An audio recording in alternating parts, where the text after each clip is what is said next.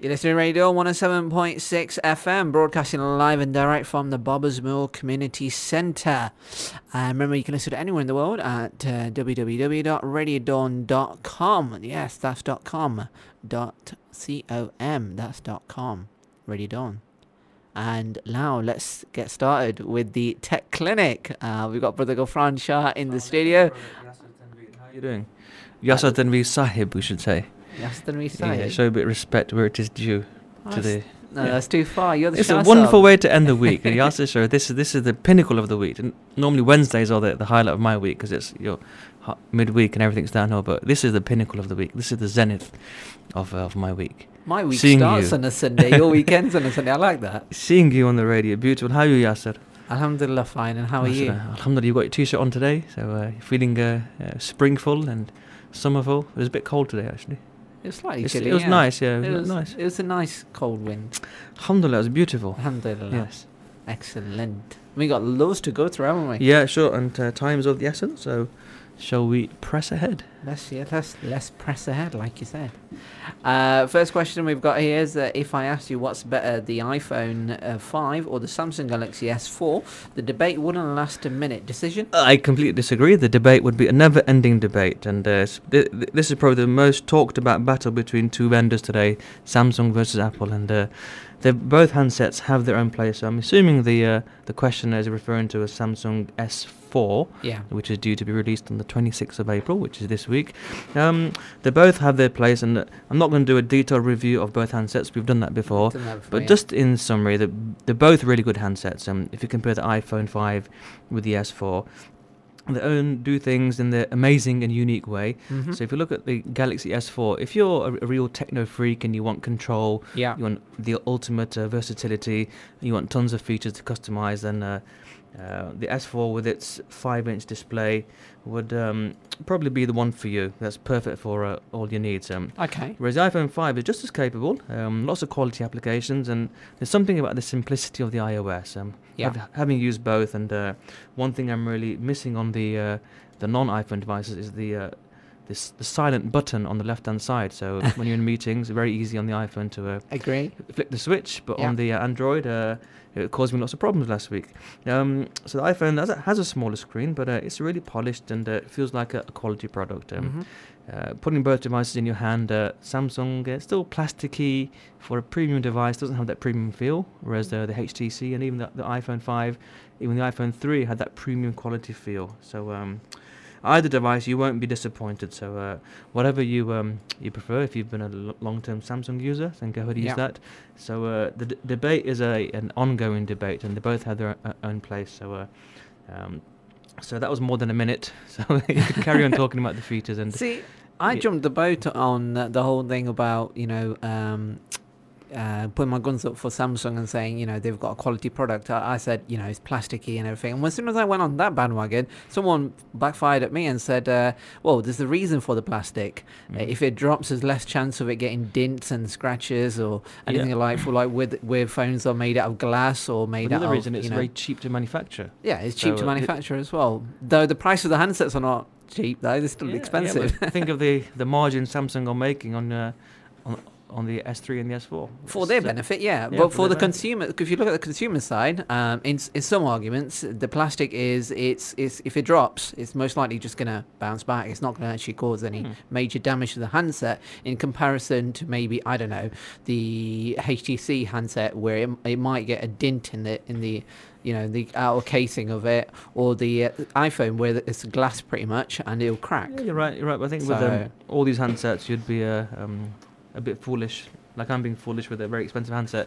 not having a case. Well, it's early days. So if you do have such an expensive handset, you'll have a case, and like this case here on the iPhone is quite a cheap case, but it goes slightly above the screen, so if you drop it that way, there's a protection. See, I'm dropping it. Can you hear that? Yeah. I've got I'm a cringing. case. Okay. Whereas this, I'm not going to drop this. I will. No, I won't drop this. No. There's no case. Okay, yeah. So it's more than a minute debate, and Sure. Yeah, there's more important things to actually debate about. So Definitely. Right, moving on. Second question: what is the best internet service provider in your opinion? So obviously we're talking currently. Yeah, so again, another subjective question. All depends where you are and best signal, your requirements. But I've always been a long-term user of NTR World when it was cable. I've always been a cable fan. Never had any issues with it. So I've never used the ADSL alternative from BT and Sky. There are all up and coming. I'm not sure if we can mention vendors, but I will do anyway. Well, we're giving our own opinions here. So in my humble opinion, I think Virgin Media are fantastic. Especially their speed. No one can meet their speed now, so the 100 megabit premium service does the trick for me, especially when you're working from home, or if you're working from home, those speeds are more than sufficient. And from a price point as well, you think if you're getting TV and your telephone service and your broadband, you've got some very competitive price points as well. So I'm a big fan of cable, and in my opinion, that's the best ISP. That's the internet service provider. If they're talking about web hosting and that sort of stuff, for hosting websites, again, I've had no problems with a company called One on One. Find them really good. Okay. I think the way I say it's best for me is when you have a problem, what is their support like? So you can get some really cheap ISPs, cheap options today. Yeah. But if you do have problems with them and you can't get through to them on the telephone, or you might have a premium rate number, or you might end up having your call routed offshore somewhere where you can't understand what the other person's saying. So always look at the actual support options as well. But so Virgin Media, One on One, can't go wrong. I'm not on commission, but if those companies are listening, then maybe we can talk offline. Put something our way.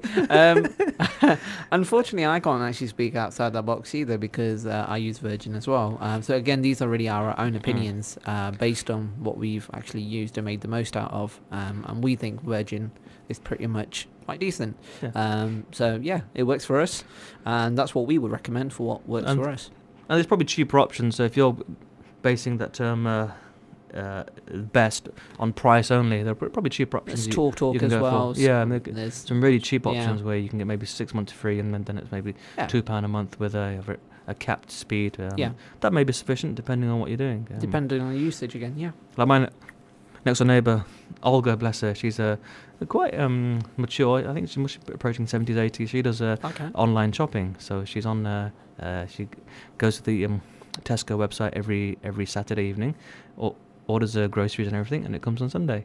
So I'm going to ask her who her ISP is. So she's probably not into the high speed, high quality. She just needs to make that order once a week and send an email to her daughter in New Zealand every other day. In other words, she doesn't need the unlimited or anything like that, because she's not using it for gaming or movie streaming or anything. We would have thought. I mean, she could be. There's no doubt. Big up to my neighbour, Olga. Big up to her indeed. What are we doing?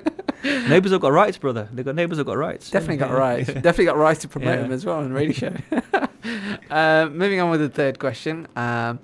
The third question we have here: are we moving towards a situation where it is typical for each family member to have their own PC? I don't think we're moving towards it. I think we're in that situation now.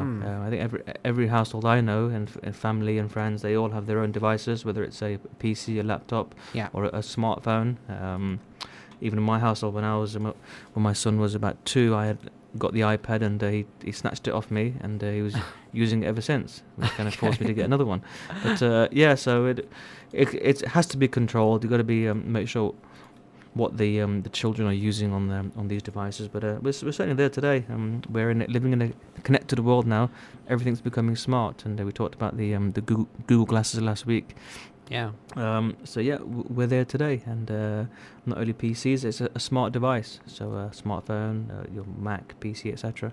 So I can remember. Completely agree with the questioner. Yeah, I can remember doing a short little talk with young people. I think I spoke to you a couple of weeks back, with young people in the youth club.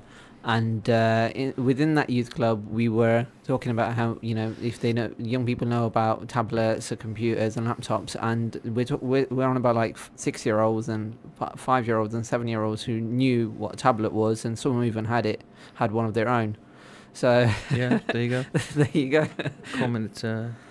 PCs is one thing, but tablets is another now. Yeah.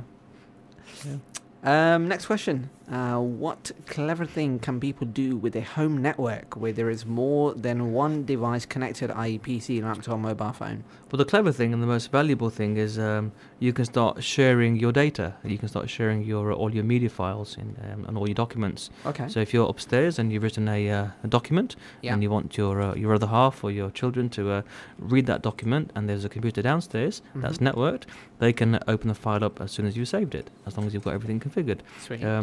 If you've taken a photo on your phone, for example, Yeah. very easily that photo could be synced into the cloud, and this could be any phone, an Android, an Apple device. It could be synchronized into the cloud automatically, and that photo will be visible Yeah. on your TV if it's networked, or on Ooh. all your other devices. So you mentioned things like Dropbox, Yeah. which is kind of platform independent for sharing. So you can pretty much share your data instantaneously. That's the home network. So think about if you've got a family in different countries and they've got access to a computer on the internet, then you could be sharing data in the same way across the world. So it's not limited to your home network. All right. It also depends on the device's capabilities as well, and what they can do and what they can't do as Yeah, well. sure, so. sure. But I think most devices now, as a basic, they'll be able to share the actual photos at least. Yeah. Maybe audio, video maybe, but certainly photos I think is a must. Okay, next question. Kind of linked, I guess, in a way. What ideally free games can families play on a home-based network? Yeah, this one got me thinking, and I was thinking, would I ever want to play a game with my family on the network? And I probably wouldn't. I'd probably avoid doing that, even though we've got Okay. lots of devices. I'd rather kind of do some physical activities or go out, but you don't need to have a network. So if you want to play a game with your family, if you Yeah. have a console or a PC, there's lots of two-player games out there, and lots of games nowadays can have multiple players. The challenge is when you're having a two-player game, a lot of the games are all action, shooting, fighting, and have a certain rating against them. Yeah. So here we've got the keyword families. So families are important. So you don't want to have gore and violence when you're playing a game with a 10-year-old or even a 5-year-old. Agree. Because they pick things up really quickly. Yeah. So if they're looking at ideally free games, there is a website, and it's actually called, I'm not joking, it's called gamefools.com. Okay. www.gamefools.com, and there's all sorts of games that you can play online with your friends and family. So you've got action games, adventure, arcade, even cooking games, strategy games, word Right. games, so how you can control what type of game you want to play. And there's loads of stuff there: Monopoly, Connect 4, a lot of the traditional board games, Yeah. Snake. There's just lots and lots of games here on that particular website. If you do have a console, going into your local game store, even your kind of rental, video rental store, Blockbuster, for example, you can try some games out of there. Go there, have a look at them, look at the back, and you'll see whether you can have multiple players that particular title. I guess one way of looking at it, and what you just mentioned as well, is when you're playing games on the home network, you're pretty much going to be separated in different rooms and different places, aren't you? So, like you said, get games where the family can be connected in one place, in one room, maybe be together. Yeah, Have exactly. that. Yeah, it'll be Yeah. quite I think awkward if you're upstairs and your son or your partner's downstairs. You want to play. Playing with each I other. wonder why. Bit odd. It'd be fun. Though. It'd be fun. It'd be fun, yeah. Different sort of experience.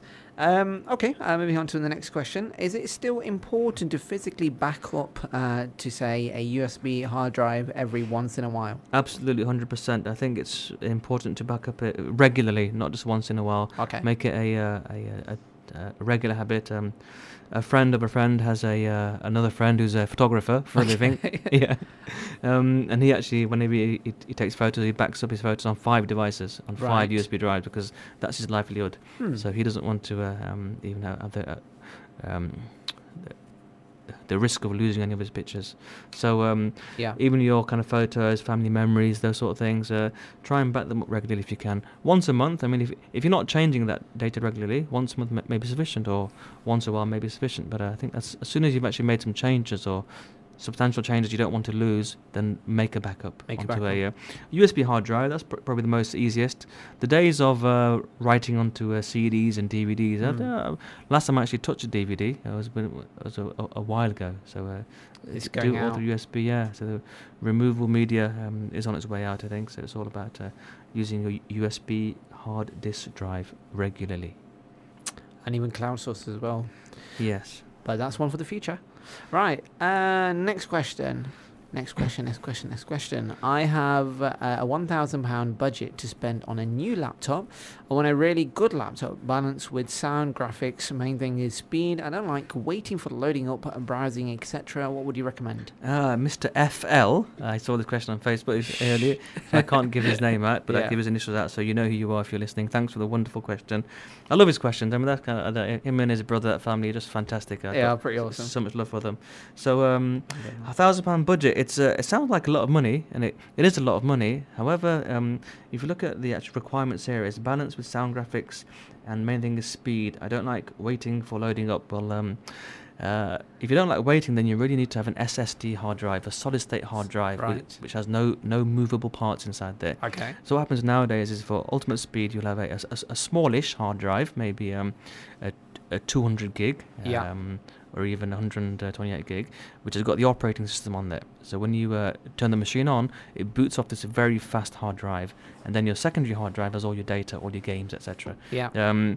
Those type of machines are quite expensive, so I'm going to start off with my favorite. It all depends on the screen size as well. So if you went for a MacBook Pro or a MacBook Air, has to be Apple anyway. Yeah, those devices, a 13-inch starts at £1,000, but that's not with an SSD drive. If you want an SSD drive, it's a meager £140 extra for an SSD, which that goes over the budget, I know. But even without the SSD, they are still very fast machines. But that's going straight to the budget, and it's only a 13-inch screen. Can be a bit small if you've got fat fingers, or if you prefer larger screens. Right. So there are some laptops out there, and I've kind of pinpointed two from some of the reviews I've seen. Yeah. The first one is a Dell Inspiron. It's a 15-inch screen, 7520. That's at. In fact, no, that's not the right one. Sorry, that's not the right one.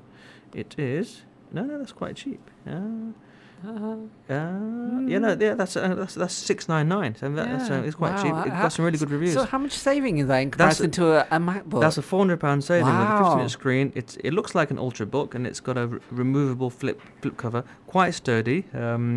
Very useful for doing all your kind of office type of student type of stuff. Sure. Not suitable for gaming. Not sure how this brother's going to be using that machine. Looks nice. You can change the components and the skins.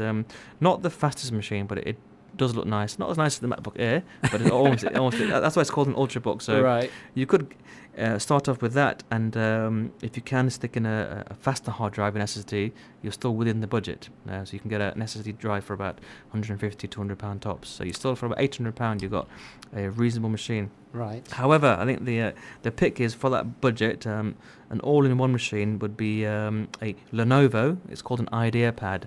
A Y, that's Yankee 580. That comes in at $999, spot 99. So still within budget. You can have a saving of a penny. I'm not sure if you can get some sweets nowadays. Remember the old days, you could get these Mojo sweets? No, you can't now. Half a penny. You definitely can't now. Yeah, but you could then, yeah. Can you still get those sweets? I haven't seen them anywhere recently. So if any listeners out there who can get Mojo sweets, can you just drop some in the studio? So that's the £1,000. So very fast machine, got a very fast graphics. It'll do you proud, and it's full HD. Got a full HD resolution on that. It's a 15-inch screen, all-round multimedia entertainment system, and can also handle casual gaming as well. Okay. So that's the Lenovo. These prices were about 2 months ago, which they may have reduced. So go to the Lenovo website, and Lenovo used to be branded as IBM ThinkPad, but now they're IBM went out of that game. So Lenovo is Lenovo. Lenovo. What a wonderful name. Lenovo. So that's within your budget. Nice machine. If you want to see how these look, certainly the Dell, you can pop into your PC World or your Currys and actually see the machine there before buying it. You can always get cheaper prices online, I think. So if you want to have a look at the device before buying it, if you've not too comfortable with online shopping, have a look at the actual machine first. then you can always buy online. And as we always say, there's always special prices available in store as well. Yeah, Don't hesitate to ask. Yeah, always ask for discount. Always Yeah. ask, and you find the actual store price would be sometimes it's more than the actual same shop's online price. There you go. Okay, and most stores can do a price match of a store. Do not hesitate. Absolutely, and if you go to a place like John Lewis, they give a 5-year warranty. Certainly on TVs, I'm not sure about laptops, but they've probably got a good warranty as well. Agree. Okay, so I hope that answers your question. A very detailed answer, as always. As expected. Next question. I have a laptop that does not boot up anymore, and I would like to get the data off it. Is there any way of doing this? I feel for that. That happened first time it happened to me was about a good 15, 20 years ago. It must have been after midnight on my PC. I had a floppy disk called a kill disk. Floppy disk? And then when we used to work, we used to rebuild machines. Yeah. And the quickest way to rebuild a machine was to toast the hard drive to kill the partition. So we had this floppy disk. And when the machine has a floppy disk inside it, in the old days, it used to boot off the floppy disk. Yeah. So I had a moment of madness. I left the disk inside the machine, turned the machine on, and I lost all my data, and I screamed. I didn't have a backup. I hope this person does have a backup. If your laptop is not booting anymore, then it could be your hard disk. It could be your hard disk controller. So one thing you can do is, if you've got a friend who can take the disk out and stick it into an external enclosure and put it into another machine and see if the machine recognizes that drive. If it does, then you could probably get the data off there. Okay. Yeah. That's probably the simplest way.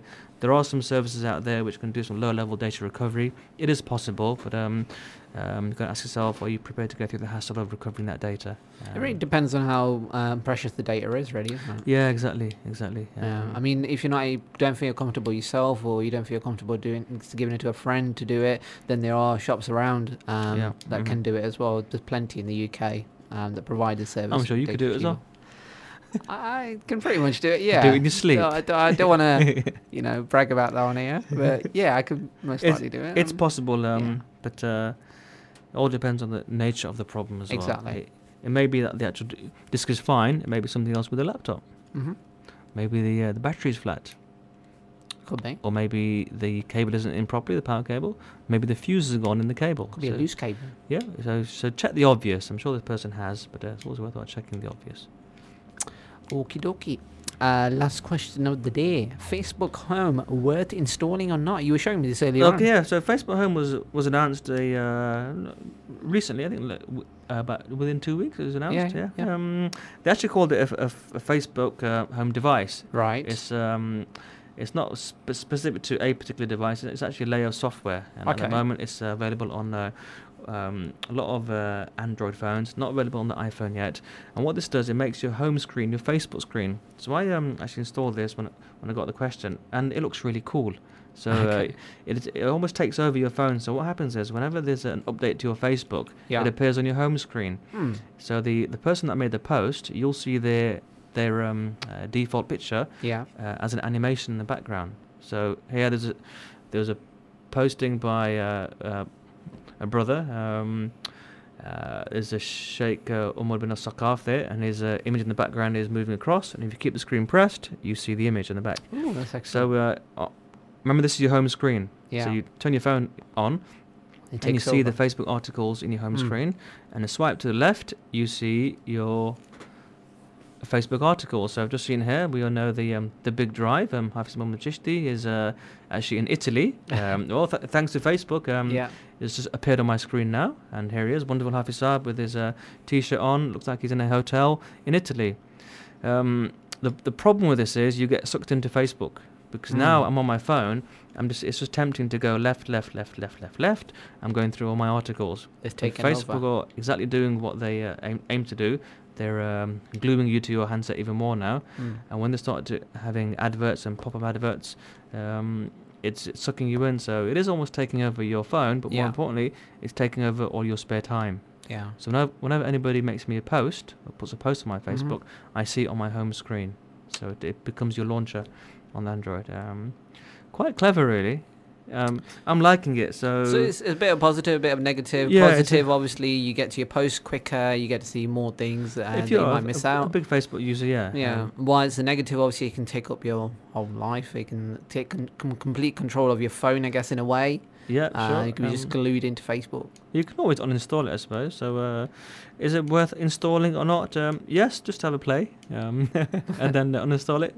But don't let it take control. Yeah, of your life. it's nice. I like it. Super. I like it a lot, actually.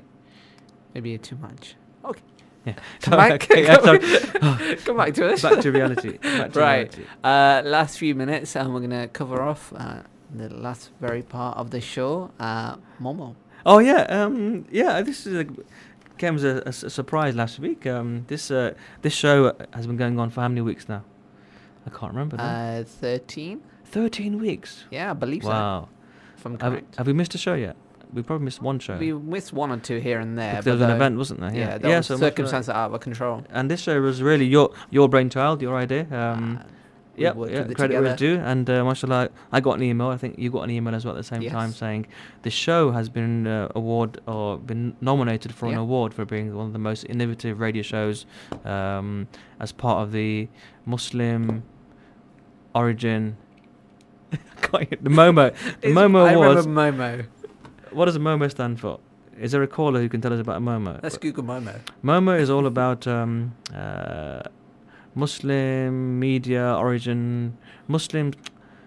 Come on. Media of Muslim origin there awards. You go. That's it. Media of Muslim origin awards. Yes, it's so the Media of Muslim origin awards. Another brainchild of lovely sister Ishrat, who we all know for all the wonderful work she's been doing about the Naats and Nasheed Academy, and they thought of this idea where they're looking at all the Muslim artists, Muslim media in general, so household names like Zayn Bika and Outlandish and Khalid Muhammad and all these beautiful nasheed artists, and anyone in media. So it could be a TV presenter, it could be a radio presenter, it could be a nasheed artist.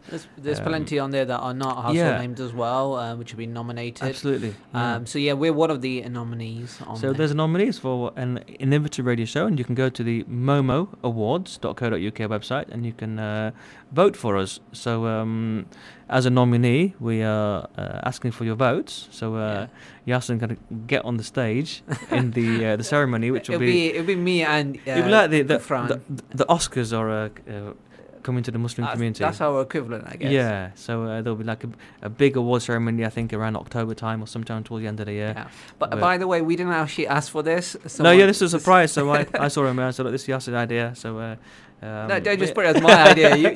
You've got a very big part to play. But the Ghufran, his commitment every week to the show is a huge part. I couldn't ask anyone else to be a part of the show other than him. He plays a huge part in the show. It's not just my brainchild, as he puts it.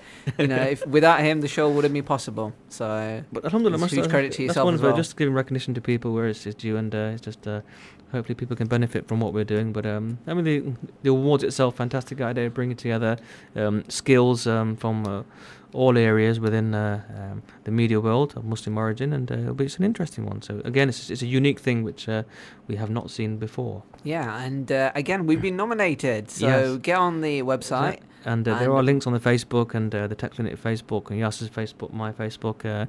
It's a very simple process. You go to the website, there's a voting link, and you'll see all the categories, and you can just choose, and you can vote for one option in all the categories, and stick in your mail address and your first name and last name, and press submit, and bingo, it's you've put your voting in. So Bingity doodah, and we've done that. And there'll be a drum roll when the awards come. Inshallah. Are we going to wear a bow tie?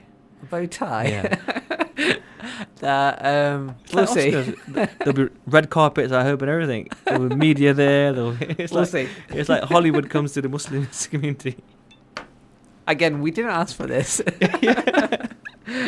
Why are we getting all excited? I don't know. Yeah. I really don't know. Yeah, why are you getting excited? Am I getting excited? Yeah. I'm excited I'm for happy Ramadan. that you're happy. I'm excited for Ramadan. Yeah, inshallah. Yeah, Ramadan just around the corner.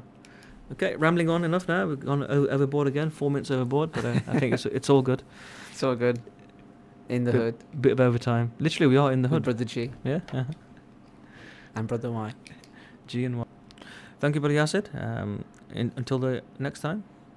Assalamu alaikum. Wa alaikum assalam.